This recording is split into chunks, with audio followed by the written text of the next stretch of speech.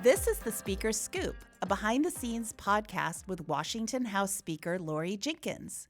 Speaker Jinkins, what's on your mind this week? You know, Jen, we're in what's called opposite house cutoff week. So all the Senate bills that have come over to us are now available on the floor for floor action. We have very few days to pass these bills.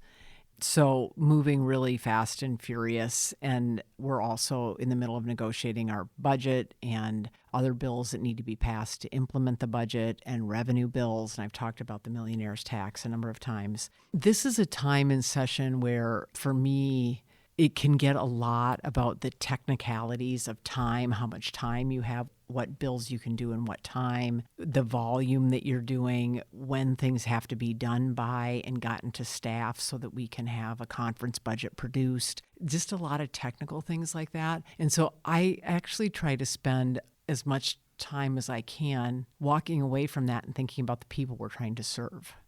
You know, so I think a lot, for example, this week, I'm thinking a lot about the people in Washington, around the country, but people specifically here in Washington who are living in fear about someone dressed as a federal agent or as a police officer of any kind and just coming and scooping them. We've moved some bills both in the House and Senate on this. Yesterday, we passed the masking bill, which prohibits law enforcement officers from masking and requires that they be able to be seen by the people that they're interacting with. It doesn't matter to us if you're federal employees or local law enforcement. Luckily, much of our local law enforcement already prohibits their officers from doing this, which is the standard, right? You want to be trusted in your community. You don't want to be seen as masked men or women coming in, except for my sheriff, apparently, who would like that.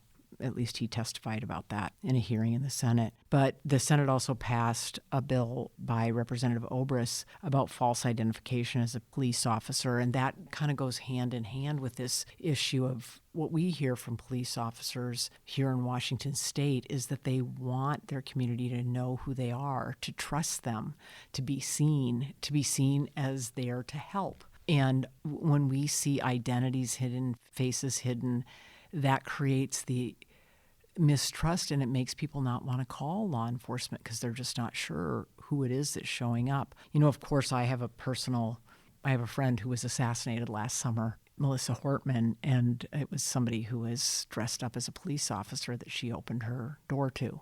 So thinking a lot about that. And then as we speak, as we're taping this right now, we're moving off the floor a bill that gives the Attorney General's office some more investigatory powers when there's been a civil rights violation, which I think is a fundamental concern for Washingtonians right now, is how are their civil rights being protected, and us really wanting to do that. This is AG request legislation, the AG's office wanting to make sure that they have all the tools that they need to do it. At a time when I can get really caught up in a lot of technical things about what day it is, what time it is, and I just told someone that I'm not oriented to time of day at all anymore right now. I'm oriented to the day it is and the place that I'm at, but I've told my assistant, I have no idea what time of day it is. You need to tell me if I have an appointment because I'm running around doing all sorts of things.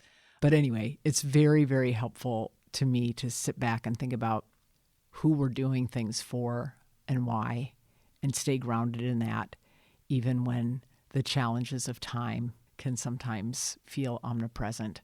It feels like much less pressure when I know and I focus on who we're doing this work for. Washington House Speaker Lori Jinkins. We'll catch up with you again next week. Thanks, Jen.